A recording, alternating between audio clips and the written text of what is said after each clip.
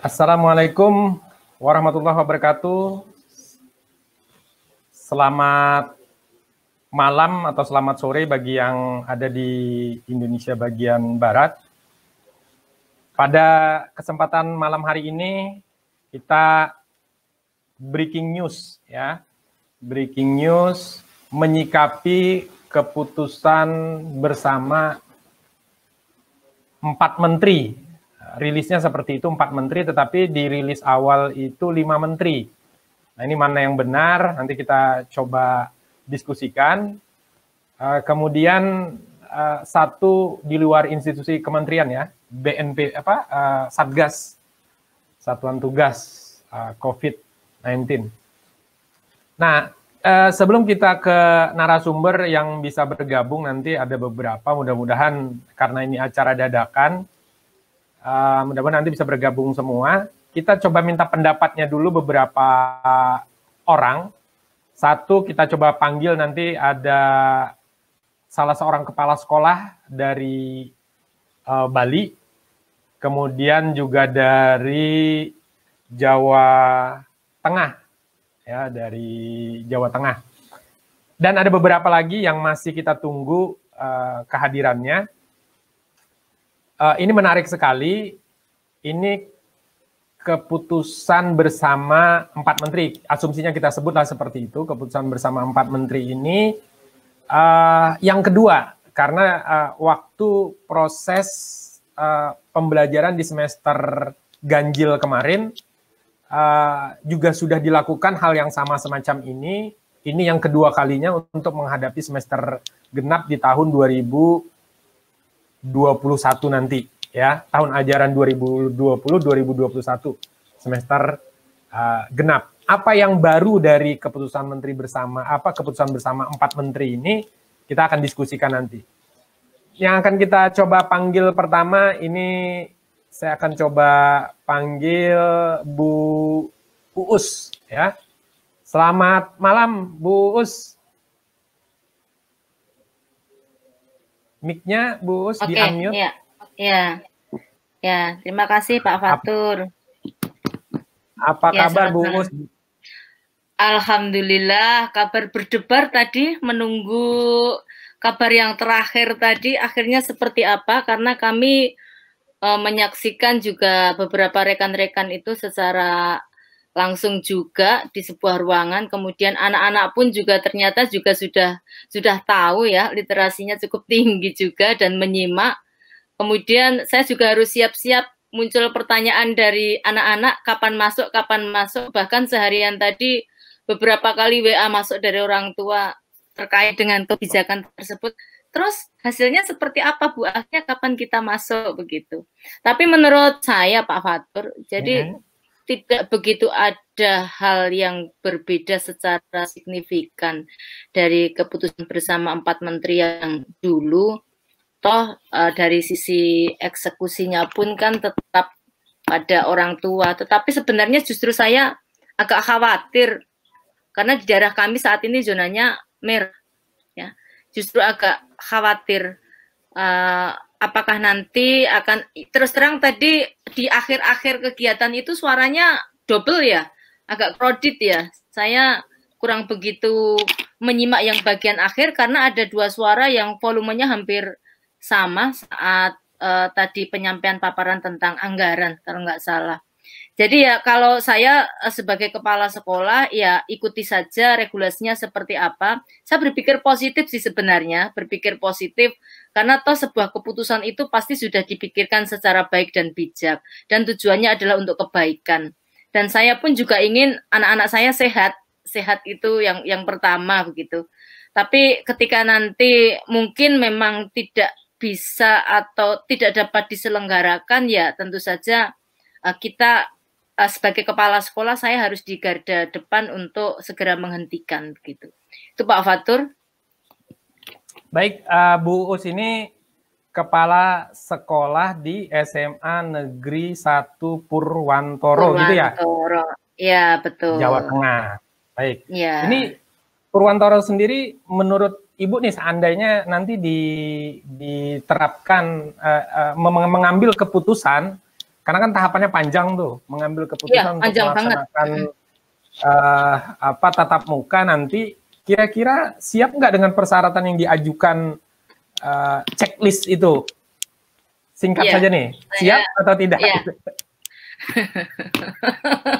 Siap nggak siap? Ya siap saja lah. Gimana nih, Bu? Siap saja lah. Ya kebetulan siap saja lah. Kebetulan ada yang sudah tatap muka, untuk pilotingnya sudah 2 sekolah.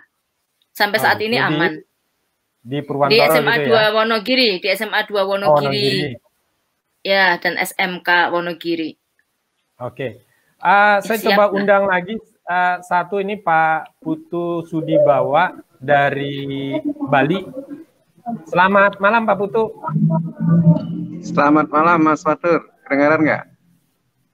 Kedengaran. Oke. Ya. Mungkin bisa di landscape Pak Putu kameranya? Bisa nggak? Atau nggak apa-apa seperti itu udah? Maksudnya diputar? Nggak bisa landscape dia ya? Nggak bisa. Masih di jalan. Oke, nggak apa-apa. Siap. Pak Putu, tadi ada keputusan bersama 4 menteri. Menyimak nggak Pak Putu? Menyimak Mas Fatur. Menurut tanggapan Pak Putu gimana dengan Kepmen tadi? Apa keputusan bersama tadi? Makasih Mas Fatur, tapi seperti disampaikan oleh Bu Uus tadi, kami di Bali sebenarnya tidak terlalu terkejut dengan apa yang disampaikan tadi, karena kami sudah sempat merencanakan hal yang sama sebelumnya. Ya, menunggu beberapa hal yang disampaikan oleh keputusan 4 menteri tadi itu sebenarnya kami di Bali sudah siap melaksanakan itu. Tapi ketika dibuka kembali di Bali untuk beberapa teman-teman yang sifatnya lokal, kasusnya kan meningkat. Nah, sehingga kami kembali meninjau ulang di Bali, tidak melaksanakan itu. Nah, dan sekarang kalau sudah terjadi keputusan 4 menteri dengan itu, kami di Bali sudah siap. Bahkan kami sudah sempat simulasi kemarin terhadap beberapa hal yang harus diperlukan dalam kegiatan tatap muka semasa COVID ini. Demikian Mas Fatur. Oke, ada yang baru nggak Pak Putu, menurut Pak Putu dari kebijakan keputusan bersama yang di semester ganjil kemarin dengan yang di semester genap ini? Ada yang baru nggak menurut Pak Putu? Secara prinsip sebenarnya tidak ada Mas Fatur. Karena intinya kan diserahkan kembali kepada daerah masing-masing. Apakah siap atau tidak, kembali seperti semula. Ujung-ujungnya kembali kepada orang tua. Apakah berani memberikan anaknya ke sekolah atau tidak. Nah, kebetulan daerah saya kan daerahnya agak jauh dari perkotaan. Sehingga siaplah Mas Fatur untuk itu. Dan kan kami sudah melapor kemarin beberapa hal, walaupun beberapa daerah-daerah tertentu masih ada zona merahnya, itu dibilang Bu Uus tadi. Bahkan banyak kasus tertinggi yang ada di Bali itu ada di daerah saya itu. Tapi secara umum, kalau memang itu diberlakukan sesuai dengan protokol yang tadi itu, yang sempat didiskusikan tadi dalam menunggu keputusan bersama Pak Menteri itu, saya rasa tidak jadi masalah. Bahkan kami di Bali harus menyetor semuanya, termasuk video simulasi yang akan dilaksanakan untuk pelajaran tatap muka. Oh begitu. Ya, baik, satu lagi kita akan panggil, ini kan sekolah negeri nih, kita akan coba tanya sekolah swasta gitu ya. Sekolah swasta, nanti sebelum ini ada Pak Indra sudah bergabung juga, sebelum kita ke Pak Indra.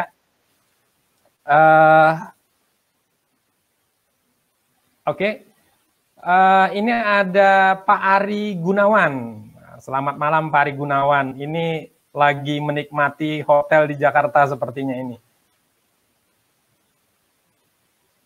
Suaranya Pak Ari, suaranya belum ada.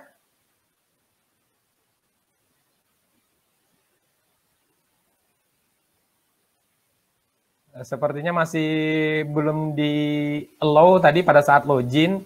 Mungkin nanti bisa bergabung lagi Pak Ari untuk audionya dicek kembali. Baik. Terima kasih Pak Ari. Satu lagi nih, sebelum kita panggil Pak Indra, ada Pak Jurumia. Pak Jurumia, halo? Ini dari Sulawesi Tenggara, Pak Jurumia dari DPD Hipar Indonesia Sulawesi Tenggara. Halo Pak Jurumia? Halo, Pak Jurumia.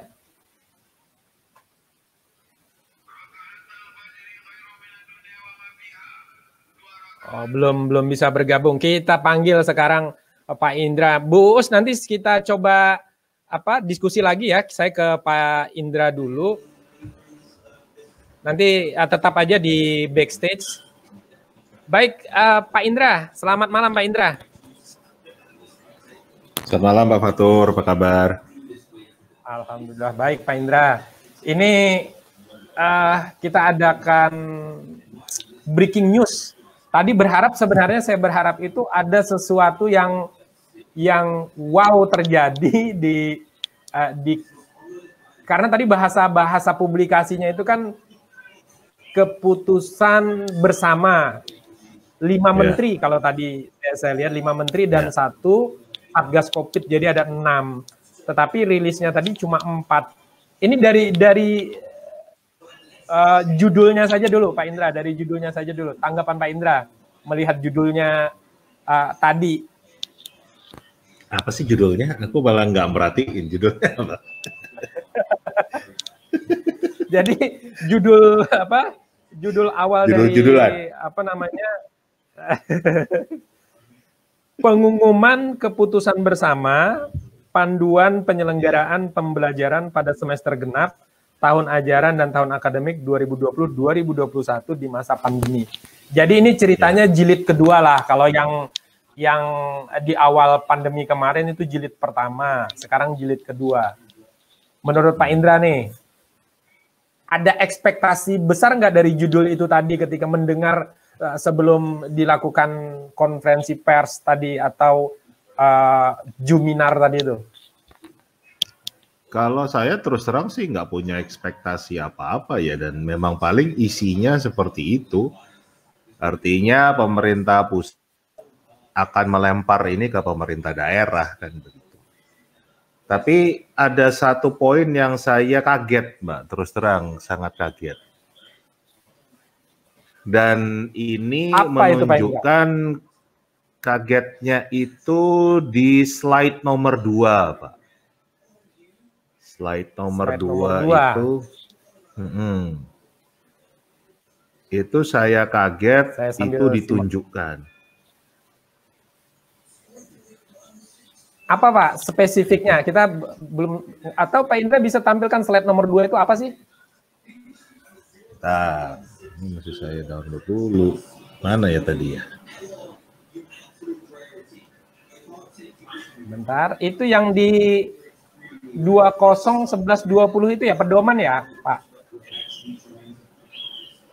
Pedoman yang apa? Slide nomor 2 halaman 2 itu walaupun pembelajaran tatap muka di zona hijau. Ya, karena ini saya dapat beberapa versi sih yang sudah terpotong-potong. Jadi agak bingung ini yang slide kedua itu yang mana. Ada juga beberapa versinya. Enggak, mungkin ini karena euforia dari teman-teman pendidik dipotong-potong sesuai dengan kebutuhannya masing-masing. Nah, ini kelihatan nggak? Oke, sebentar saya. Nah, kelihatan nih Pak Indra. Siap. Lanjut. Nah, ini saya kaget ini ditunjukkan. Gitu. Ini masalahnya di mana Pak Indra? Ini kan yang sebelah kiri itu kan persentase sekolah yang sudah tatap muka kan? Ya kan? Oke, saya coba perbesar dulu ya.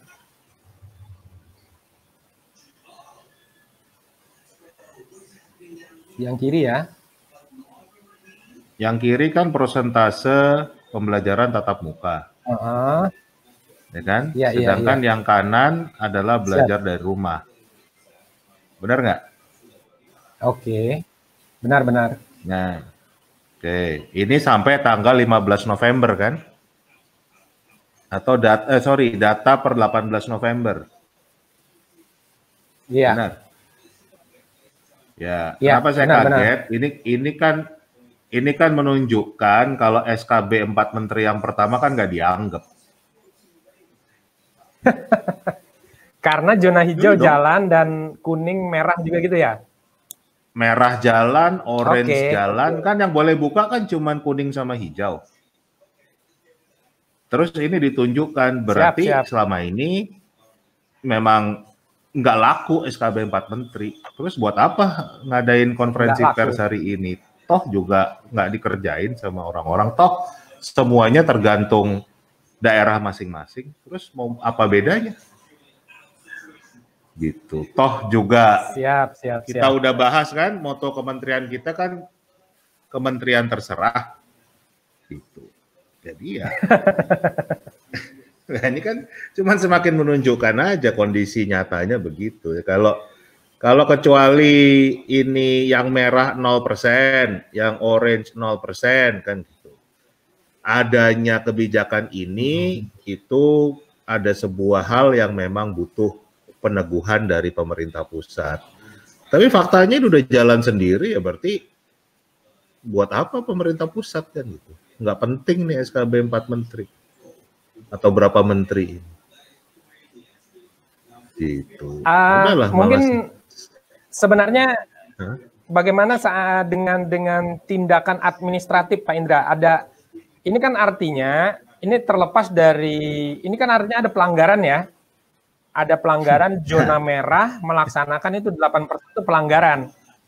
Itu ya. Sejauh ini ada tindakan nggak terhadap pelanggaran yang ada? Kalau sampai ada kan berarti tadi pasti dibahas dong.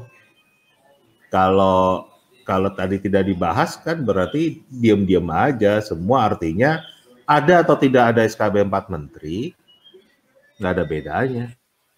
Pemda punya otoritas sendiri-sendiri, sekolah punya otoritas sendiri-sendiri, gitu. Jadi ya udahlah, nggak ada manfaatnya SKB 4 Menteri kan buang-buang APBN aja nih, kertas dan waktu dan ya kegiatan kita hari ini kan. Saya sih menilainya begitu. Iya. Simple aja kan.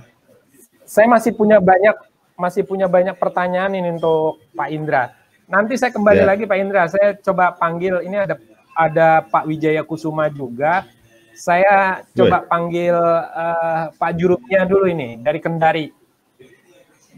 Halo Pak Jurumia. Ya, halo Mas Fatur.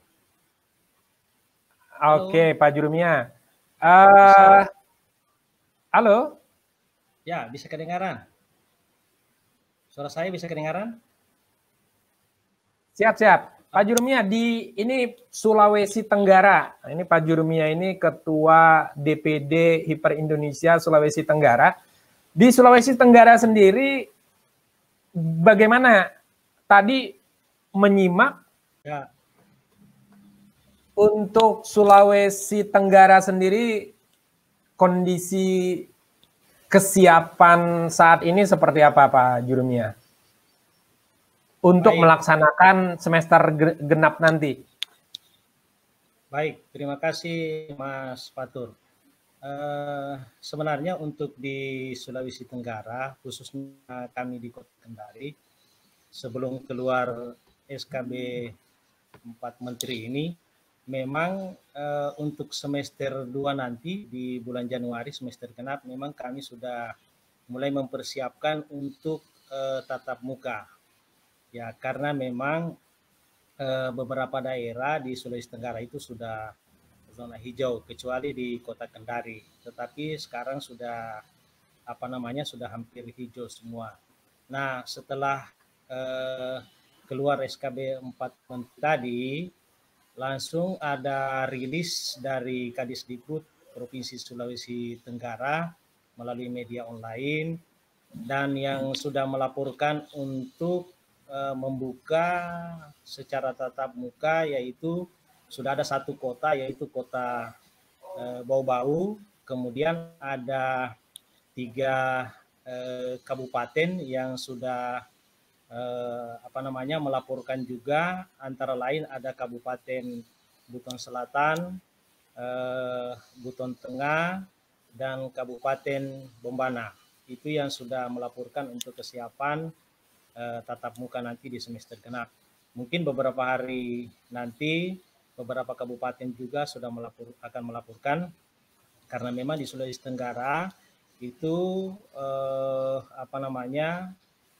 beberapa kabupaten yang memang sudah lama zona hijau tetapi masih belum berani untuk melakukan tatap muka, karena memang kembali lagi kebijakan itu diserahkan kepada bupati atau wali kota. Jadi kalau bupatinya belum mengiyakan, belum bisa. Saya kira itu sementara Pak Fatur. Terima kasih. Baik, Pak Jurumia, satu lagi. Tadi menyimak pidato mengenai rilis keputusan bersama 4 menteri tadi. Ya. Apa ada yang baru nggak menurut Bapak dari yang pertama? Sebenarnya sih tidak ada yang baru sih. Tidak ada yang baru ya? Karena biasa saja. Kembali lagi diserahkan ke sekolah. Berarti baik. Kalau kembali lagi ke sekolah ya kelihatannya ini lempar tanggung jawab semua. Oh gitu. Sekarang tinggal kita diskusikan kembali lagi antara orang tua, dewan guru. Kalau kembali lagi ke kepala sekolah, ya kalau kepala sekolah juga takut, ya seperti apa? Siap. Terima kasih Pak Jurumia. Di backstage saja dulu. Nanti kita akan coba diskusi lebih lanjut. Sekarang tadi dengan sekolah-sekolah negeri, sekarang saya ingin dengan sekolah swasta ini. Saya mulai dari, nanti ada Pak Wijaya Kusuma ini dari Lab School Jakarta, ada Pak Ari dari Muhammadiyah 3 Yogyakarta. Saya mulai dari Pak Ari dulu nih yang sempat terputus tadi. Apa kabar Pak Ari? Sudah bisa nih suaranya? Di unmute. Oke, sudah masuk Pak Fatur? Oke, mantap, suaranya ganteng orangnya. Alhamdulillah. Tadi kan sekolah negeri semua nih. Sekarang kita menuju sekolah swasta. Kalau negeri ini kan biasanya ngikut, manut gitu ya. Tapi sebelum itu, Pak Ari simak nggak tadi keputusan bersama 4 menteri tadi? Ya, alhamdulillah bisa menyaksikan live dari YouTube-nya Kemendikbud yang terus bertambah subscribernya, Pak. Oke, jadi yang bertambah subscribernya ya. Baik, Pak Ari, menurut pendapat Ari ini kan mewakili sekolah swasta nih. Kalau sekolah swasta sendiri menanggapi keputusan bersama 4 menteri itu apa? Yang baru atau ada plus minusnya seperti apa? Silahkan. Kalau yang saya lihat sendiri SKB kali ini ya nggak ada yang baru ya dibandingkan SKB sebelumnya. Intinya masih dikembalikan ke sekolah, kembalikan ke pemerintah daerah, kembalikan ke orang tua, setuju atau tidak anaknya masuk ya. Apa yang baru gitu? Saya mau bertanya ini sama Pak Fatur sama Pak Indra ini, yang baru apa Pak? Gitu. Selain tanggalnya yang baru. Terus kemudian yang kedua, kalau bicara siap atau tidak siap, ya kalau dipaksa siap ya kami siap, tapi tentunya ada konsekuensi yang harus kami siapkan kan begitu. Tapi sejauh ini karena kami di Jogja gitu ya, masih terikat pada keputusan gubernur, kita masih tanggap darurat ya. Kalau sampai akhir tahun ini masih, insya Allah masih tetap belajar dari rumah. Tapi kalau untuk semester depan ya kami menunggu kebijakan pemerintah daerah ya, pemerintah daerah. Karena diserahkan ke pemerintah daerah ya, saya nunggu pemerintah daerah. Jadi kalau dibilang siap tidak siap ya sebenarnya harus menyiapkan diri, tetapi yang kami pikirkan itu ya jangan hanya sekedar memberikan saran ya. Kalau pemerintah itu memberikan kebijakan gitu ya, jangan memberikan saran atau alternatif. Kami itu butuh kebijakan sebenarnya. Kalau saran atau alternatif ya hiper itu biasa gitu. Para pemerintah. Baik, terima kasih Pak Ari. Nanti saya minta staf di backstage saja. Saya panggil satu lagi nih, sahabat lama saya nih, Pak Wijaya Kusuma. Selamat malam, Pak Wijaya. Bentar ya, lagi live dulu ya. Saya matiin dulu bentar. Assalamualaikum. Waalaikumsalam. Apa kabar Pak Wijaya? Alhamdulillah baik. Sehat, semakin baik, isolasi mandiri di rumah. Artinya kalau sudah bisa ngomong, sudah bisa chat, sudah bisa nulis, Itu sehat kalau menurut saya sudah itu. Oh iya, dibanding seminggu kemarin, kalau kemarin malah nggak nafsu makan, sekarang malah nafsu makannya gede nih. Oke, kita ke topik Om J. Tadi nyimak nggak keputusan bersama saya tadi? lihat di YouTube. Menurut Om J, kalau lab school sendiri tatap muka atau gimana nih nanti kira-kira? Kalau kami kayaknya masih online ya, apalagi banyak guru-guru kami dan orang tua yang kena COVID ya. Jadi kayaknya kami belum berani untuk tatap muka secara langsung. Apalagi Jakarta kan makin meningkat ya yang kena COVID. Saya aja juga nggak tahu, tiba-tiba periksa swab ternyata positif. Saya pikir yang kena positif kan cuma saya aja, ternyata anak istri saya kena juga. Jadi memang virusnya ini nggak kelihatan. Kalau misalnya dibuka, ya saya nggak bisa bayangin ada kluster baru di DKI itu. Kayak Habib Rizik aja itu kan setelah nikahin anaknya banyak yang kena itu. Positif COVID ya, reaktif semua. Saya kemarin kalau nggak inisiatif swab test, rapid test dulu gitu, nggak tahu kalau misalnya kena COVID. Jadi ini bahaya sekali. Oke, kembali ya. Ke ini kita Om J. Menurut Om J sendiri ada yang baru nggak dengan keputusan bersama 4 menteri tadi? Ada. Kayaknya sama kayak kemarin. Selain sekolah masing-masing. Akhirnya kepala sekolah keputusannya sama kepala dinas tuh. Kalau mereka beralih, ya siap-siap nanggung resiko aja. Oke. Baik, terima kasih Om J. Tetap di ini moga semakin sehat. Saya akan coba satu lagi sebelum ke Pak Indra, Pak Taman Firdaus nih dari dari NTB, dari Bima. Pak Taman Firdaus belum bisa. Oke. Ke Pak Indra kembali nih. Kita ke Pak Indra. Pak Indra, tadi di salah satu yang banyak diinikan teman-teman bahwa kegiatan tatap muka nanti itu ujung-ujungnya bergantung dari keputusan komite atau orang tua gitu ya. Artinya memang sama seperti dahulu. Ini terkesan nggak mau ngambil resiko nih kementerian. Menurut Pak Indra gimana nih tanggapannya?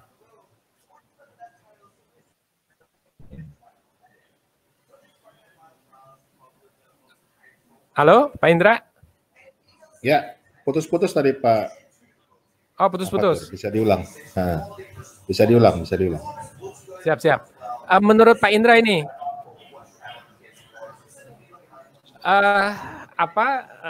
ujung-ujungnya keputusan bersama tadi diserahkan kepada kepala sekolah, komite, orang tua untuk menentukan tatap muka atau tidak. Seandainya tatap muka pun tidak full, artinya ada pembatasan. Nah, ini sebenarnya terkesan tidak berani mengambil resiko nih. Gimana menurut Pak Indra? Jadi kan kita harus bisa menebak dulu nih, kenapa tiba-tiba memang dikeluarkan SKB ini. Dan yang pertama, minggu lalu itu Bank Dunia mengeluarkan kajian tentang PJJ di Indonesia. Dan sudah memprediksi salah satunya adalah tahun depan kan kita tes PISA lagi nih. Ya, betul. Nah, prediksi Bank Dunia hasil tes PISA kita itu jauh anjlok lagi turunnya ya dibanding 2018. Jadi levelnya bahkan di bawah ketika era Orde Baru dulu. Nah, hari Minggu kemarin saya dan Mas Nanang, Mas Ahmad Rizali kan juga membuat acara ngopi seksi bicara tentang kinerja Mendikbud. Dan ternyata dari target RPJM saja, RPJMN jauh nih. Nah, jadi kan kelihatannya takut nih disalahin nih. ya kan? Kinerjanya benar-benar jauh dari target. Nah, dibikinlah nih, jadi seakan-akan untuk memperbaiki itu dibuka, tapi kan juga nggak berani tegas kan gitu. Jadi kan agak lucu nih kan gitu. Pada saat bulan Maret berani mengeluarkan, mewajibkan BDR, belajar dari rumah, tetapi nyabutnya setengah-setengah kan gitu. Ya kan? Ya. Kalau nyabutnya setengah-setengah nih bahaya, Pak, kan gitu. Bisa jadi nanti kalau nyabutnya setengah-setengah kan gitu. Oke, Pak Indra. Yang bahaya. Ini kira-kira Kementerian Pendidikan dan menteri-menteri terkait yang ada di menandatangani SKB 4 menteri tadi, kira-kira melakukan evaluasi nggak dengan hasil yang sebelumnya? Karena kalau kita lihat tadi seperti yang Pak Indra sampaikan masalah slide nomor 2 tadi, artinya kalau mereka punya mengevaluasi, tentu tadi terungkap hal-hal semacam itu tadi, bahwa ternyata apa yang dilakukan tidak dilaksanakan dan tidak ada kompensasinya, tidak ada sanksinya dan seterusnya. Kalau ingat diskusi kita waktu SKB yang pertama kan, saya katakan harusnya ada koordinasi dengan masing-masing dinas pendidikan. Jadi tahu di Sulawesi Selatan kayak gimana kondisinya kan gitu. Jadi kita bisa kalau hari ini ada konferensi pers itu bisa melihat petanya keseluruhan. Karena memang ada koordinasi, ada kolaborasi, ada komunikasi yang jelas antara pemerintah pusat dan pemerintah daerah. Kondisi ini kan menunjukkan memang selama ini tidak ada komunikasi, tidak ada koordinasi mereka kan gitu. Jadi ya kondisinya akan seperti ini terus. Nah, ini yang menurut saya betul-betul memang kondisi pendidikan kita bukan semakin baik tapi semakin buruk. Ya kan? Prediksi Bank Dunia itu bisa bahkan lebih buruk lagi. Karena betul-betul penanganan pendidikan kita nggak serius kan gitu. Harusnya di pusat itu yang justru merangkul daerah-daerah kan. Ayo apa yang bisa kita lakukan bersama? Ayo apa yang bisa kita lakukan bersama kan gitu. Jadi malah sudah bisa menentukan, malah bukan berdasarkan zona, tetapi bisa bicara misalnya Kalimantan Timur akan siap karena Kemendikbud mensuplai ini, pemerintahnya melakukan ini. Jadi ngomongnya tuh enak, sudah berupa satu progres, bukan cuma lepas tangan kan gitu. Ini kan ini nggak ada manfaatnya buat bangsa ini, nggak ada manfaatnya keputusan tadi kan gitu. Cuman buang-buang waktu aja. Seremonial itu ya.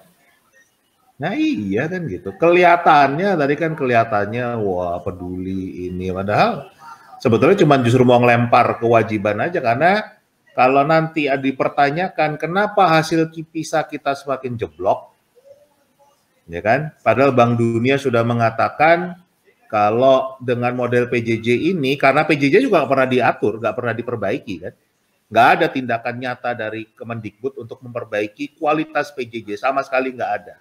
Adanya subsidi kuota yang nggak ada hubungannya dengan mutu dari PJJ itu sendiri, ya kan? Yang juga nggak semua dapat kan gitu.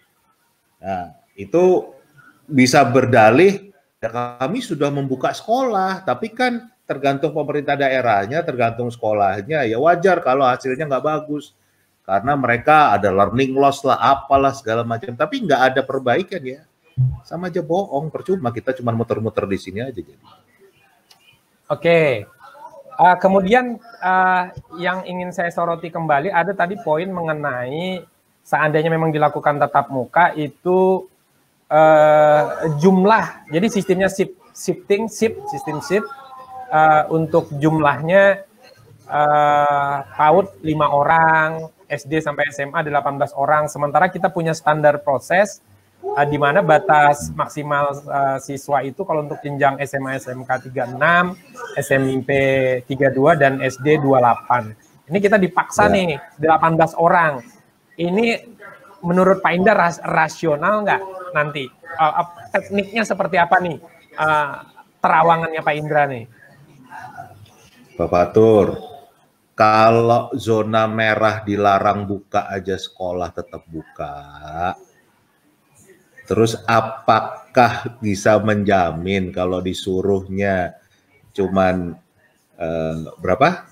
16 atau 18. 18 itu memang akan 18. Ada yang berani jamin nggak akan 36 kan gitu. Belum lagi tambah orang tuanya nanti ngumpul di sana. Enggak, kita ngomong yang real aja lah kan gitu. Kalau udah jelas-jelas zona merah dilarang, tetap buka dan bahkan ditunjukkan. Kan itu sebetulnya kayak menampar muka sendiri kan gitu. Kan menunjukkan kami ini nggak didengerin loh sama pemerintah daerah. Kan. Ditunjukkan kan secara nasional. Kan. Nah terus apa yang lain-lainnya itu semua bakal diikutin? Enggak kan. Jadi semua cuma serba teori aja kan. Coba kita lihat hitung saja selama belajar dari rumah ini sudah berapa sekolah yang didatangin oleh Mendikbud kita. Tahu nggak kondisi realnya seperti apa? Baru terakhir ini aja kan keliling ke beberapa tempat gitu. Tapi selama 8 bulan kemana aja? Oke. Nah, sekarang gini Pak Indra. Ini ke poin yang tadi juga masih ini. Kalau kita melihat kondisi normal ya. Kita punya standar siswa kita itu ada batas maksimal 36 SMA, 32 SMP dan 28. Ini ketika kita berbicara kondisi normal, peraturan-peraturan yang ada ini cenderung memaksa bukan menjadi batas maksimal, tetapi memang batas yang ditetapkan. Kenapa? Karena memang hampir sekolah negeri, bahkan sekarang sekolah swasta, dalam kondisi normal kemarin, itu ikut-ikutan mencapai jumlah tersebut. Karena ada hubungannya nanti dengan data pokok pendidikan. Ini benturan peraturan nih sebenarnya. Masalah berapa jumlah maksimal. Jadi sekolah swasta pun yang biasanya dia menerima satu kelas 25, 30, sekarang ikut-ikutan di batas maksimal. Kenapa? Karena sistem kita memaksa seperti itu. Nah, padahal kalau memang swasta kembali kemarin ke habitatnya melayani dalam jumlah yang kecil, mungkin mereka tetap bisa melakukan shifting. Sekarang mereka juga kesulitan yang swasta ini. Kenapa? Karena jumlah rombel mereka dalam satu rombel itu juga 36. Hanya di rombel sisa saja yang boleh di ketentuan itu. Ini menurut Pak Indra sendiri, jumlah 36, 32, 28 ini jumlah yang bagaimana sih yang ideal untuk kondisi normal maupun untuk kondisi yang semacam ini? Oke. Jadi desain kelas dengan jumlah 36 atau 32 atau berapapun kan begitu. Itu kan desain lama. Itu pola, saya menyebutnya pola tradisional, pola konvensional kan. Bagi sekolah-sekolah yang sudah sukses menjalankan PJJ, mereka kalau sudah tatap muka akan menjalankan yang namanya pembelajaran hibrida, hybrid learning. Hybrid learning itu konsepnya sama kayak hybrid office. Kantor yang hibrida itu kayak Gojek.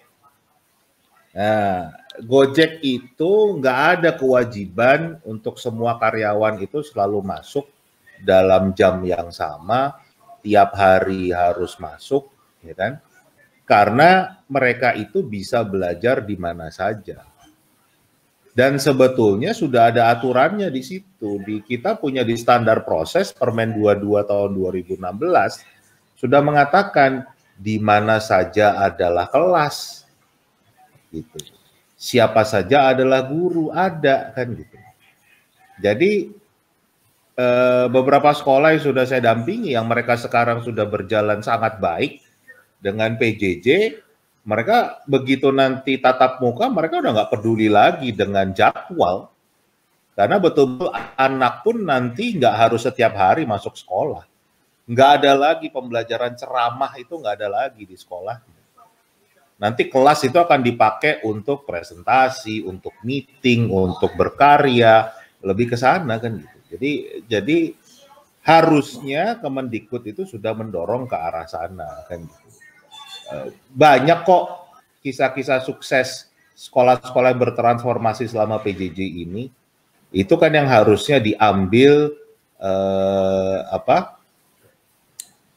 contohnya kan gitu, dijadikan model dan dijadikan percontohan untuk secara nasional, tapi kan nggak ada sama sekali.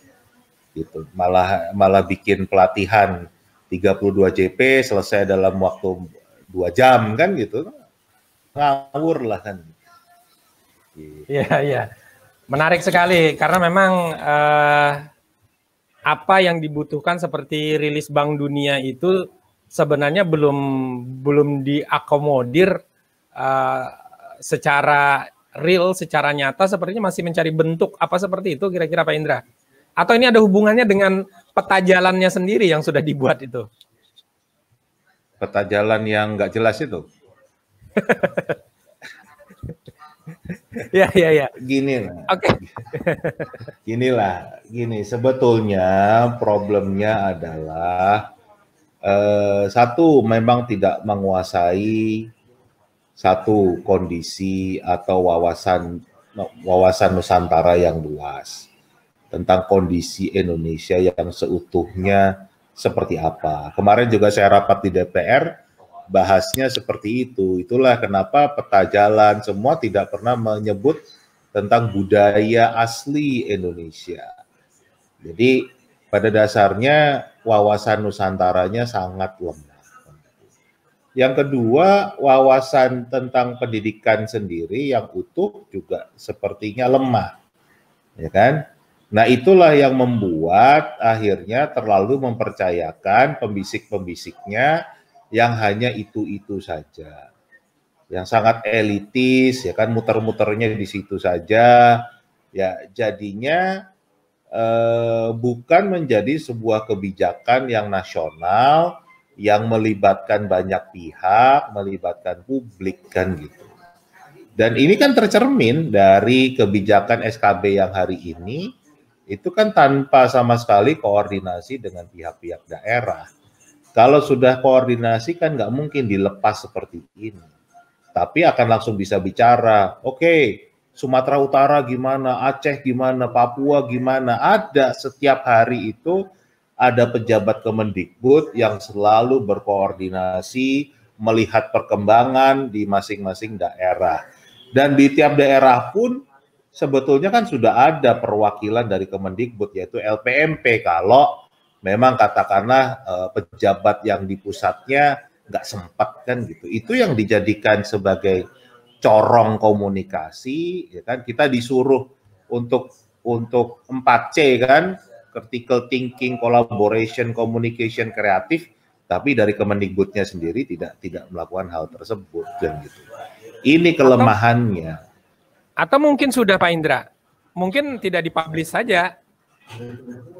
Kalau sudah, nggak mungkin SKB-nya bentuknya seperti ini, gitu. Okay. Akan ada data per daerah seperti apa, kan gitu. Pemerintah daerah pun juga, ya juga sama yang saya tunjukkan tadi kan, nggak mungkin ada daerah yang melanggar, kan gitu. Ngapain melanggar kalau sudah ada komunikasi yang jelas kan? Kenapa mereka buka, kenapa ini kan juga harusnya dijelaskan dong. Gitu. Ini kan pertanyaan tanda tanya besar. Gitu. Siap. Kita masuk ke poin berikutnya nih. Menarik lagi Pak Indra, di salah satu tayangan bahan tayang tadi dikatakan untuk tatap muka, jika diambil keputusan tatap muka oleh satuan pendidikan, itu hanya tatap muka pembelajaran, tidak diperkenankan membuka kantin, ekskul, dan lain-lainnya. murni pembelajaran. Ya. Ini artinya skemanya siswa mungkin tidak akan full di sekolah. Jadi mungkin 2 jam dia ke sekolah, setelah itu pulang, gitu ya. 2 jam ke sekolah, pulang. Kenapa? Karena kantin nggak ada untuk makan, gitu ya. Ekskul tidak berjalan dan tidak full penuh. Apa yang bisa diharapkan dari 2 jam itu, Pak Indra, kira-kira? Kalau memang ini bisa diterapkan dengan ketentuan yang ada ini. Sebetulnya nggak akan ada bedanya kan gitu. Jadi kalau mereka yang mengeluh PJJ ini sangat tidak efektif, ya kan, karena online, sebetulnya tatap muka juga nggak efektif. Karena yang dilakukan itu cuman memindahkan apa yang mereka lakukan di kelas secara online. Jadi itulah yang membuat kualitas pendidikan kita sangat rendah kan gitu. Jadi mau online mau offline itu sebetulnya kondisinya sama-sama rendah kan gitu. Nah dengan online turun lagi, kenapa? Karena betul-betul kan nggak ada kontrol gitu, tidak ditempatkan di satu tempat, ya kan, yang bisa memastikan apa yang dilakukan. Sedangkan kalau yang sekarang kan nggak kelihatan, itu yang membuat semakin turun gitu. Tapi sebetulnya pada dasarnya sudah pelaksanaan mutunya sangat rendah. Nah harusnya bukan masalah tatap muka atau tidak tatap mukanya, tapi mutunya harus dibenahi dulu. Dan tadi yang saya katakan praktek baiknya sudah terjadi kok di beberapa tempat. Kenapa itu nggak dijadikan model? Kenapa pelatihannya isinya cuma membuat RPP aja gitu? Apa karena tadi pembisiknya cuma mampu bikin RPP, jadi cuma pelatihannya bisa isinya membuat RPP, padahal harusnya bagaimana mendesain pembelajaran hibrida yang menarik, yang sesuai dengan tantangan era 4.0 ini. Dalam bentuk yang praktek sesungguhnya, bukan teori. Lihat webinarnya Kemdikbud isinya teori semua yang nggak jelas, nggak pernah ada yang dipraktekin kan. Gitu, ini ada dari Pak Delekampi. Kata beliau, LPMP pekerjaannya hanya supervisi dan belum ada pekerjaan yang berupa bagaimana memperbaiki PJJ di sekolah. Jadi mungkin tupoksinya saat ini belum diberikan penuh sampai ke sana ini oleh ini kan di atasnya LPMP ini kan Dirjen GTK ya. Jadi mungkin GTK belum ini Pak. LPMP Dirjen PAUD Pak. Dirjen PAUD Dikdasmen. Dikdasmen. Ya. Tetapi LPMP kan membawahi guru Pak. Jadi enggak membawahi guru dia. Sekolah. Jadi ada di Dirjen Dikdasmen ya, PAUD Dikdasmen. Yang guru P4TK tuh. P4TK langsung ya. P4TK-nya juga bukan yang bukan. Dan itu semua. Nah, ini juga rancunya lagi tahun depan LPMP dan P4TK itu dilebur menjadi Balai Guru Penggerak. Nah, ini kan lebih aneh lagi. Itu semua di bawah GTK. Gitu. Seberapa urgennya sih sebenarnya kementerian punya lembaga perwakilan di daerah semacam LPMP ini? Karena kalau kita melihat Kementerian Agama, dia punya Kemenak sebagai wakil kementerian langsung di tingkat provinsi. Kalau LPMP ini gimana Pak Indra? Ya tadi kan harusnya menjadi kepanjangan tangan dari kementerian kan. Jadi memang tugas LPMP itu bukan langsung menyentuh sekolah, tetapi menjadi mitranya dinas pendidikan. Kan logikanya kan begitu. Karena penguasanya sekolah di daerah kan dinas pendidikan. Nah, karena kan kita harus bertanya lagi, faktanya akur nggak nih dinas pendidikan dengan LPMP? Atau dinas pendidikannya jalan sendiri, LPMP-nya jalan sendiri kan gitu. Jangan-jangan malah LPMP-nya juga jarang berkoordinasi sama bosnya di pusat. Nah, itu kan yang lebih parah lagi nih kan gitu.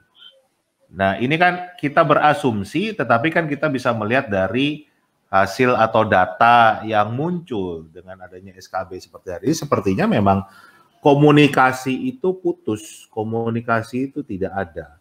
Dan saya secara khusus kenapa bisa bicara begini, karena saya malah dapatnya dari teman-teman wartawan. Teman-teman wartawan itu mengeluh sekarang itu sulit sekali untuk mewawancarai pejabat dari Kemendikbud. Nah, bisa dibayangkan kan kalau wartawan yang tugasnya, kerjaannya itu nyari berita, ya kan? Aktif mereka tiap hari pasti nyari narasumber untuk dibikin berita. Sedangkan mereka mengeluh karena susah sekali diajak bicara. Bisa bayangin nggak yang LPMP? Bisa bayangin nggak yang Dinas Pendidikan? Bisa bayangin nggak guru-guru, kepala sekolah di daerah? Pasti jauh lebih minim lagi. Logikanya kan gitu aja. Oke. Saya masuk ke poin berikutnya nih dari bahan tayang, Pak Indra. Di bahan tayang itu ada daftar periksa, gitu ya. Daftar periksa untuk memastikan satuan pendidikan sudah memenuhi protokol atau tidak. Nah, itu ada beberapa poin mungkin bisa saya bacakan mungkin untuk mengingatkan kembali. Ketersediaan sarana sanitasi dan kebersihan, yakni toilet bersih, disinfektan dan seterusnya, mampu mengakses fasilitas pelayanan kesehatan, kemudian kesiapan menerapkan wajib masker, memiliki apa ini kecil banget, termogan, kemudian memiliki warga satuan pendidikan yang memiliki rentan gitu ya, yang rentan, tidak memiliki akses transportasi yang aman. Nah, dan seterusnya. Pertanyaan saya, kalau ini yang menjadi checklist daftar periksa sebelum sekolah bisa melakukan, mungkin secara formalitas mungkin sekolah bisa saja checklist gitu ya. Tetapi misalnya di poin tidak memiliki akses transportasi yang aman. Ini artinya kalau dengan bahasa semacam ini mungkin tidak ada sekolah yang bisa memenuhi daftar checklist ini. Artinya ini pun seandainya ada sekolah mengaku memenuhi syarat ini jadi tanda tanya besar, karena definisi amannya ini seperti apa? Apa semua sekolah naik mobil pribadi semua? Kalau ada satu yang naik angkot gimana? Ini kalau dari sisi pandemi ya, belum lagi definisi aman ini kecelakaan lain sebagainya. Ini menurut Pak Indra mungkinkah ini ada sekolah yang bisa memenuhi daftar checklist ini? Kalau masalah bisa atau tidak bisanya sih bisa-bisa aja kan gitu. Tapi kan balik lagi buat saya itu semua formalitas kan gitu. Dan kalau ada yang tidak sesuai terus mau diapain? Ya kan? Nggak mau didenda 50 juta gitu. Kan nggak ada yang model seperti itu kan. Ya buktinya yang melanggar zona merah aja tetap jalan terus kan gitu. Jadi ini sebetulnya kembali yang tadi saya katakan, melempar untuk tanggung jawab itu tidak berada di pemerintah pusat kan gitu. Jadi sayang sekali, dan sampai hari ini seruan kita untuk membenahi PJJ pun tidak didengarkan kan gitu. Kalau memang kondisinya ini kan tadi ya, teman-teman jadi semua bilang nggak ada bedanya sama SKB yang pertama, kan gitu. Kalau nggak ada bedanya, kenapa nggak ada pembenahan, upaya untuk pembenahan PJJ? Karena artinya masih akan banyak sekolah yang tetap belajar dari rumah, kan? Nah, kenapa nggak ada upaya ke sana? Apa sih? Apa nggak mampu, kan gitu? Nggak tahu caranya, udah nyerah atau gimana? Yang kita kan harus tahu kan gitu, karena APBN-nya keluar terus kan gitu, ini kan uang kita bersama gitu. Oke, Pak Indra, Nah, ini ke pertanyaan pamungkasnya ini. Seperti yang sudah sampaikan Pak Indra. Ya. Artinya kembali lagi apa yang terjadi di jilid pertama, kita bisa sebutlah seperti itu, SKB jilid pertama itu banyak catatan-catatan, dan catatan-catatan itu sepertinya tidak terlalu diindahkan, tidak terlalu dihiraukan. Salah satunya itu tadi ada zona merah yang melakukan tetapi tidak ada tindakan dan seterusnya. Nah, hubungannya yang paling krusial tadi adalah ada titik lemah pelaksanaan PJJ, pembelajaran jarak jauh, yang mungkin 80-90% sekolah melakukan itu kemarin. Menurut Pak Indra tadi tidak dibenahi sampai sekarang. Upaya kementerian melakukan pendekatan melalui pemberian bantuan kuota, apa itu tidak termasuk upaya, Pak Indra, yang dilakukan oleh kementerian? Tapi kan bukan dari sisi mutu, itu kan dari sisi akses kan itu. Artinya kita apresiasilah ada upaya untuk meningkatkan akses. Tapi di sini kan yang paling parah adalah urusan mutu. Karena tadi kan yang saya katakan, riset Bank Dunia memprediksi tahun depan PISA kita bahkan lebih jeblok dari zaman Orde Baru dulu kan gitu. Di mana masih banyak orang yang buta huruf kan gitu. Kemampuan literasi kita mau bahkan berada jauh di bawah itu. Itu kan parah banget kan begitu. Nah, padahal di sisi lain saya sudah bisa membuktikan kalau PJJ itu bisa berjalan dengan baik, bisa meningkatkan kemampuan literasi, bisa numerasi kan gitu. Jadi ada praktek-praktek baik yang bisa dijalankan. Nah, artinya bukan nggak ada jalan sama sekali gitu loh. Dan memang kan sekarang eranya sudah era digital, jadi ya sewajarnya memang belajarnya sudah belajar hibrida. Masa masih tatap muka aja, masih anak kumpul di dalam kelas, dengerin gurunya, kasih PR, kasih ulangan, masih begitu terus. Mau jadi apa mereka? Padahal mereka dituntut sekarang itu untuk menjadi inovator, menjadi kreator, menjadi orang yang bisa memecahkan masalah. Kan desainnya seperti itu, prakteknya nggak seperti itu. Ini yang sangat disayangkan. Oke, artinya kita berbicara masalah mutu. Tetapi dalam waktu dekat ini pun kan kementerian juga sedang melaksanakan satu hajat nasional yang namanya asesmen nasional dalam rangkaian untuk meningkatkan mutu di sisi literasi dan numerasi. Itu menurut Pak Indra sendiri bagaimana? Apa itu tidak termasuk dengan upaya untuk peningkatan mutu? Gini loh, kita nih kalau kita bicara asesmen nasional itu kan kayak termometer nih, ya kan? Mengukur suhu kita kan, gitu. Nah, supaya kita nggak kena COVID, ya kan? Yang paling penting kan jaga jaraknya, pakai maskernya, cuci tangannya kan? Itu yang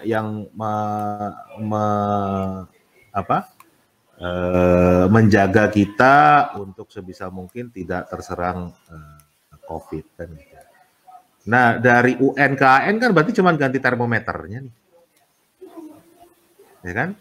Terus di mana letak pembenahan dari tadi untuk supaya tetap jarak, tetap pakai masker, tetap cuci tangannya di mana? Kan nggak ada. Ini kan cuma ganti termometernya doang. Kan nggak otomatis dengan terus termometernya diganti, orang nggak akan terkena COVID kan? Logikanya kan gitu.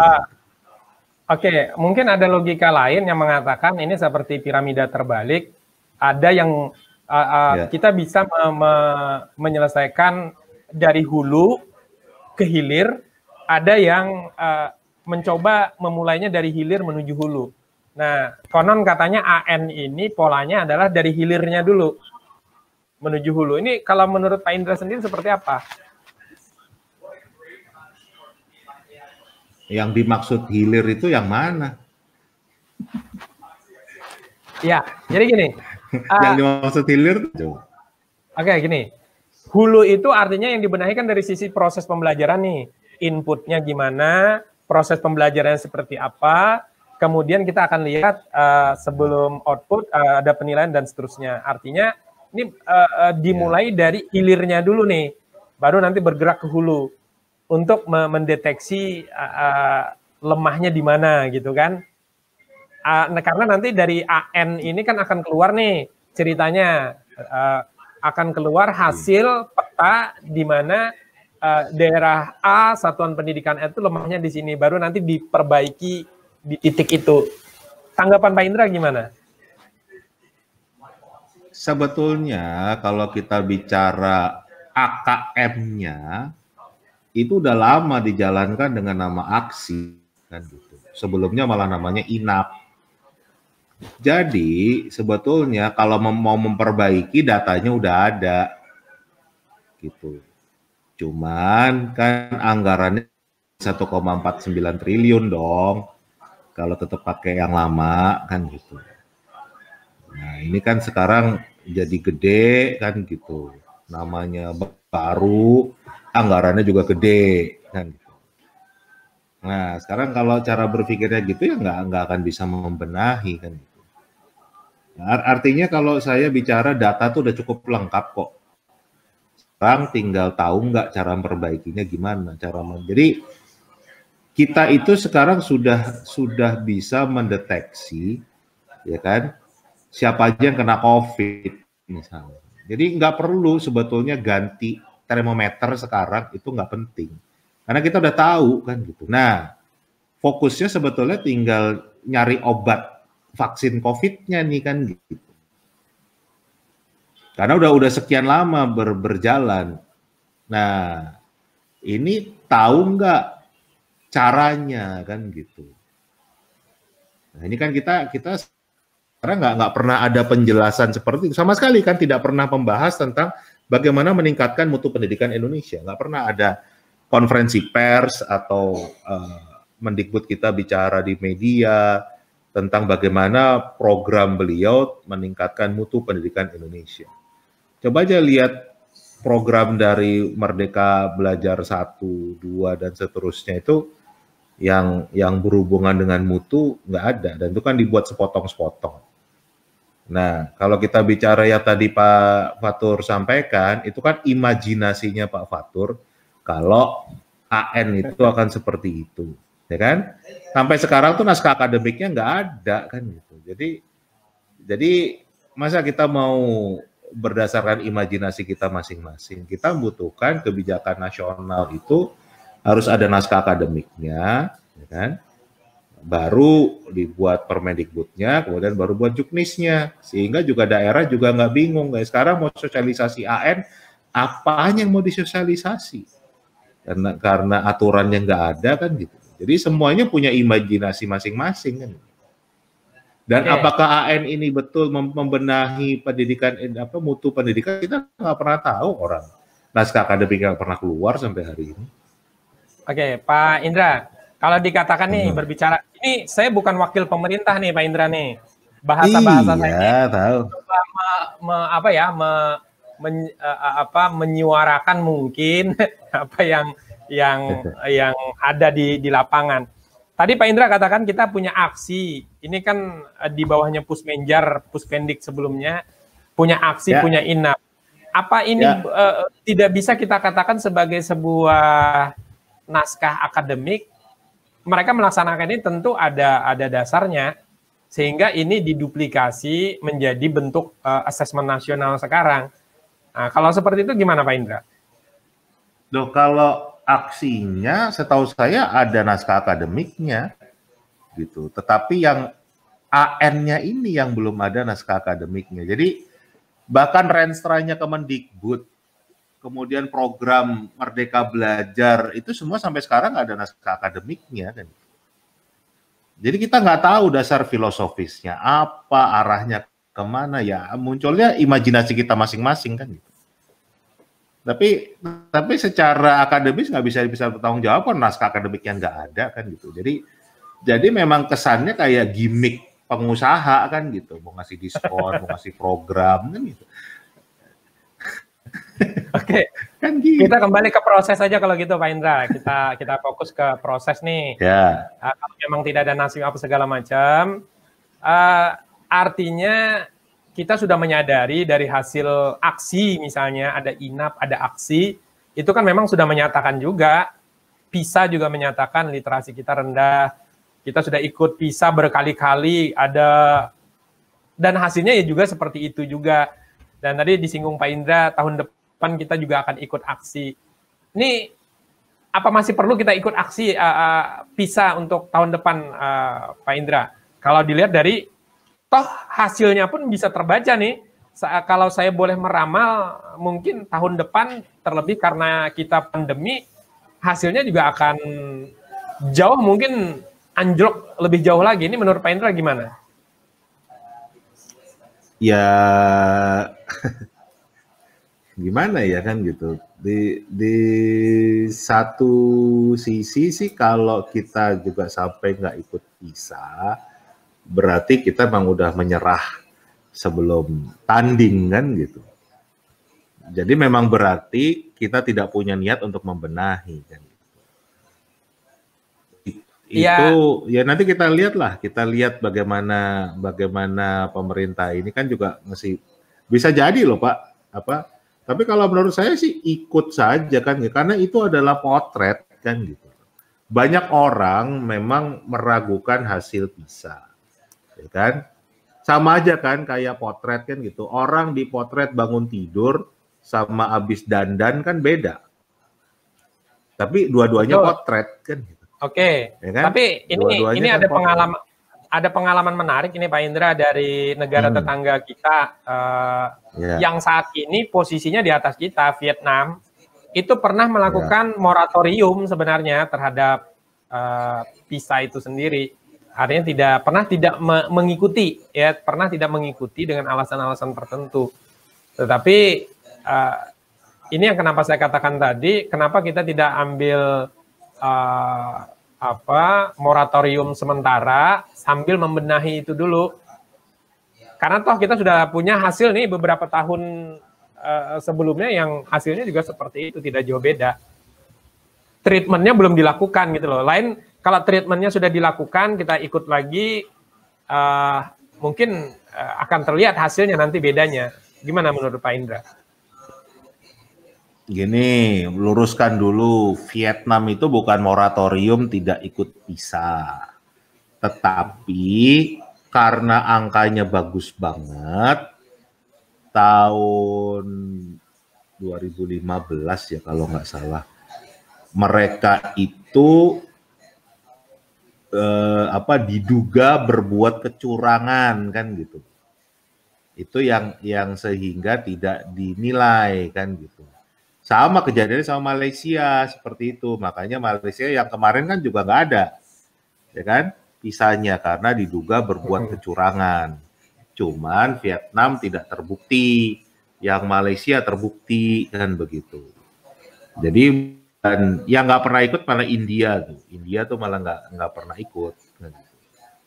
Nah tentunya punya alasan sendiri. Kalau buat saya sih ikut aja kan.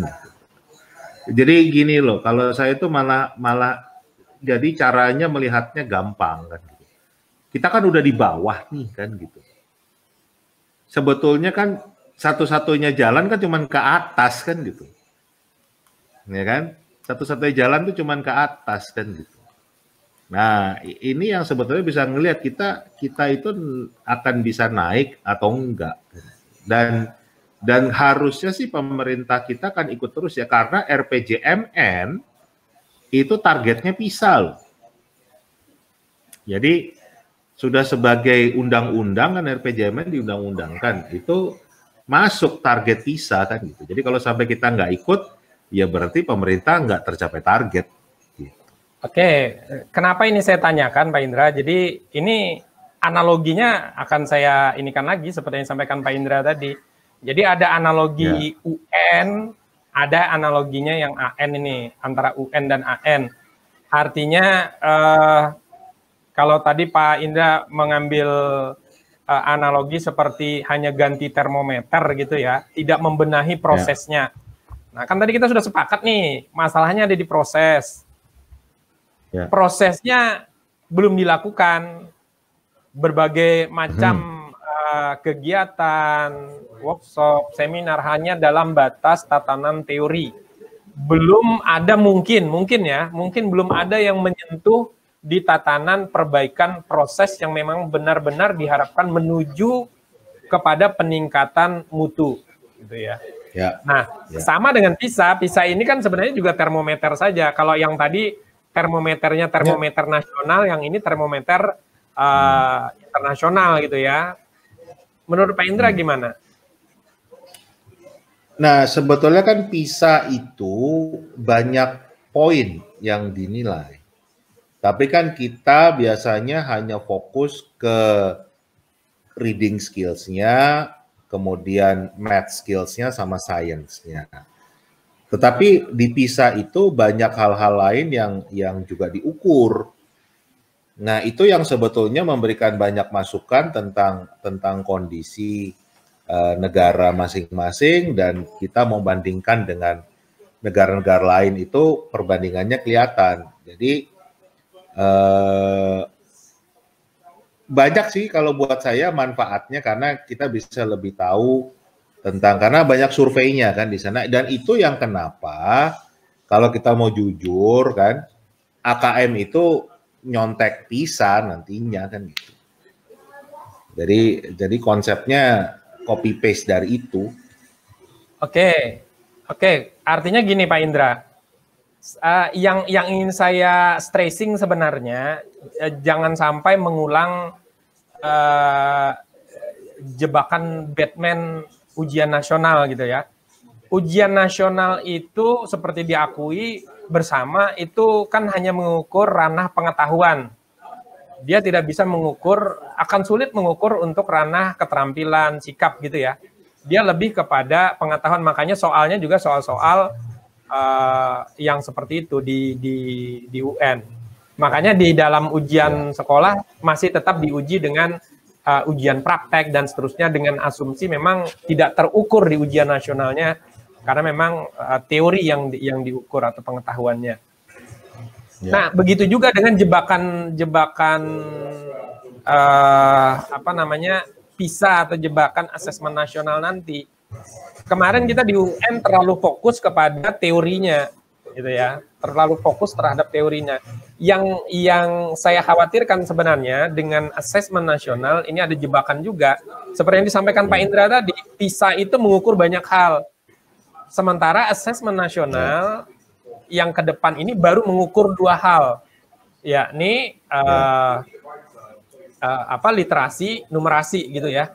Dia belum mengukur sainsnya gitu secara langsung gitu ya. Itu pun literasinya yang baru diungkap hanya sedikit. Apa? Ya literasi seperti katakan Pak Indra tadi, hanya sisi membacanya. Sementara literasi itu sangat luas cakupannya, sehingga tidak bisa terukur semuanya. Sehingga nanti juga akan terjadi hal yang sama di mana sekolah-sekolah akan fokus bagaimana teaching to the test UN. Ini juga sama, teaching to the test AKM gitu. Tanpa melihat lagi esensi dari literasi itu apa, numerasi apa, sains itu apa, dan ukuran-ukuran lainnya yang dikatakan Pak Indra tadi. Menurut Pak Indra, agar itu tidak terjadi seperti apa nih kira-kira? Satu, kalau melihat kembali ya, kalau kita bicara AN-nya, kita semua berimajinasi masing-masing kan gitu, karena kita sampai sekarang nggak pernah tahu yang benernya itu akan gimana, karena tadi nggak pernah ada naskah akademiknya, walaupun saya kenal dengan pembuatnya, tapi untuk naskah akademiknya nggak pernah muncul, jadi kita masih berandai-andai saja. Nah, yang saya andaikan itu katakanlah modelnya seperti PISA. PISA itu ya sudah pernah dicoba untuk dibimbelkan, dilatihkan. Bahkan tahun 2018 kemarin secara khusus Indonesia punya persiapan. Makanya memastikan yang ikut itu ada anak dari DKI. Nah, DKI itu lab school tuh salah satunya, anak-anaknya ikut tuh di sana. Dan DIY. Jadi 2 daerah yang mutu pendidikannya tertinggi di Indonesia. Jadi persiapannya matang deh gitu. Untuk bisa. Hasilnya apa? Lebih jeblok dari 2015 kan gitu. Jadi memang desainnya itu PISA itu nggak bisa disiapkan kan gitu. Jadi kalau memang AN itu konsepnya sama seperti PISA, itu memang nggak bisa disiapkan. Jadi balik lagi kalau kita itu pakai termometer, gitu, mau dimanapun tetap ukurannya sama. Sedangkan kalau UN itu kan bisa kita akalin hasilnya, ya kan? Hasilnya tuh bisa diakalin dengan misalnya model belajar cara bimbel, dengan drilling misalnya.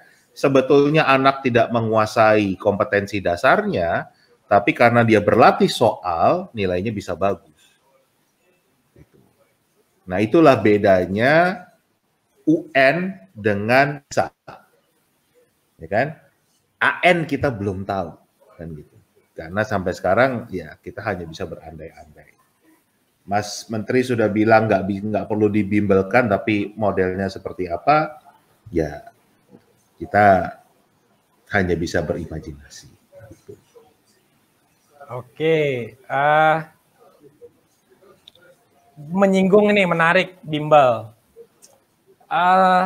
Ini belum apa-apa ini Pak Indra, ini belum apa-apa. Iya. Sudah ramai bimbel ini. Sukses asesmen nasional, sukses AKM. Oh, ini tawaran bimbel ini. Banyak, buku udah banyak. Ya, artinya mereka menangkap peluang sebenarnya. Ini yang salah sebenarnya komunikasi publiknya atau seperti apa nih Pak Indra? Karena kan esensi dari ini sudah jelas disampaikan oleh Pak Menteri bahwa nggak perlu bimbel, nggak perlu persiapan, nggak perlu ini, nggak perlu itu. Menurut Pak Indra sendiri yang salah nih apanya nih? Ya tadi Pak, saya kan udah menyampaikan berulang kali memang komunikasi publiknya buruk sekali. Yang teman-teman wartawan aja susah kok dapat statement untuk wawancara mereka, apalagi kita-kita yang di luar sebagai para pendidik ini kan gitu, makin susah aksesnya. Jadi ya itu, akhirnya kan kita muncul dengan imajinasi kita masing-masing. Yang taunya UN, ya bayangannya AN itu UN yang ganti baju kan.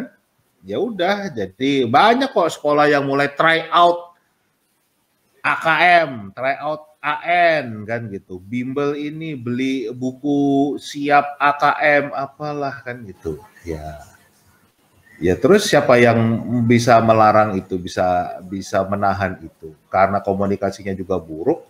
Cuman ngomong nggak perlu dibimbelkan, tapi terus apa? Kayak apa kan gitu? Ini mau dipakai buat apa? Ya kan? Sekolah juga banyak yang takut nanti tidak diminati orang lagi, nanti apalagi yang swasta ya. Jadi udahlah punya interpretasi sendiri-sendiri. Oke, Pak Indra, ini luar biasa diskusi kita, mungkin hampir sudah 1,5 jam. Kita menyikapi SKB 4 menteri atau 5 menteri atau 6 menteri, terserah namanya, yang nggak ada bedanya secara spesifik menurut teman-teman tadi yang kita coba wawancara dari banyak daerah, yang mereka akan ikut saja. Ternyata banyak hal yang bisa kita diskusikan. Ini closing statement nih dari Pak Indra tentang hiruk pikuk SKB 4 menteri, kalau boleh bisa dibilang seperti itu. Oke, kalau saran dari saya, yang pertama pandemi COVID ini masih jauh dari berakhir. Kita saja gelombang pertama ini sepertinya belum habis. Negara lain seperti Malaysia baru kena gelombang kedua, kan gitu. Jadi mereka sudah sempat grafiknya turun jauh, terus sekarang naik lagi, itu yang disebut dengan gelombang kedua. Kita gelombang pertama aja belum selesai. Jadi secara fakta memang masih sangat berbahaya buat masyarakat itu berkumpul, termasuk anak-anak kita. Dan bahayanya ini juga bukan bicara cuma sama anak-anak aja ya, tapi anak-anak ini bisa menjadi orang tanpa gejala kan. Orang tanpa gejala membawa virus COVID, dia pulang ke rumah, orang tuanya yang kena. Orang tuanya bisa nyawanya hilang. Akhirnya anak-anak ini menjadi yatim piatu misalnya. Itu kan salah satu resiko yang harus dilakukan dengan memaksa bukanya sekolah di tengah pandemi seperti ini. Nah, itu sebagai pertimbangan. Nah, di sisi lain sudah banyak kok sekolah yang sudah bisa menjalankan PJJ dengan baik, hasilnya baik, ya kan? KD-nya tercapai, anak itu happy, nggak stres, guru juga demikian, orang tua happy. Kenapa nggak belajar untuk membenahi PJJ-nya sendiri? Ya, karena juga era sekarang kan sudah eranya era digital, jadi harusnya memang pembelajaran itu basisnya digital, harusnya hibrida. Kantor-kantor pun sudah kantor hibrida. Banyak sekarang kantor yang sama sekali 100% itu work from home dan bisa kan gitu. Nah, harusnya kan arahnya ke sana dulu kan gitu. Jadikanlah ini sebagai proses pembelajaran, jangan buru-buru nyerah kan gitu. Itu sih saran dari saya Pak, dua hal tersebut. Oke, Pak Indra, ini sebelum kita tutup, ini saya punya pertanyaan. Tadi udah closing statement sebenarnya. Ini punya pertanyaan, tetapi sebenarnya ini hubungannya nanti mungkin untuk agenda berikutnya nih. Ada satu pertanyaan menarik dari hasil World Bank yang baru keluar di 13 November kemarin. Hasil World Bank itu kalau kita lihat, kegiatan World Bank itu didanai oleh pemerintah Australia gitu ya. Pemerintah Australia termasuk donatur. Kenapa? Karena saya melihat ada logo dari pemerintah Australia di sana. Ini akan menjadi bahan kajian kita nih berikutnya untuk webinar berikutnya tentang eksekutif summary dari Bank Dunia ini tentang janji pendidikan Indonesia. Di sana ada embel-embel pemerintah Australia, ini menarik sebenarnya untuk kita diskusikan nanti. Sengaja saya tanyakan di akhir ini, tolong tapi jangan dijawab full ya, nanti dijawab di webinar kita berikutnya detailnya. Kenapa pemerintah Australia mau membiayai, salah satu temanya di situ adalah pendidikan, janji pendidikan Indonesia. Kenapa ini tidak didanai oleh pemerintah Indonesia sendiri untuk kepentingan Indonesia sendiri untuk ini? Apa pentingnya sih Australia sebenarnya membiayai kegiatan ini gitu loh? Apa ada undang di balik batu? Singkat saja, jangan dijawab detail Pak Indra, mungkin kita jawab di sesi khusus, diskusi khusus nanti. Oke, ya. Simpelnya gini lah, kita melihat dulu dari yang membuat riset ini, artinya lembaga besarnya ya kan gitu, pendukungnya kan pemerintah Australia, tapi kan pemilik dari riset ini kan Bank Dunia. Bank Dunia itu kerjaannya ngapain sih? Bank Dunia itu kan tugasnya minjemin duit ke negara-negara lain, ke negara-negara kan gitu.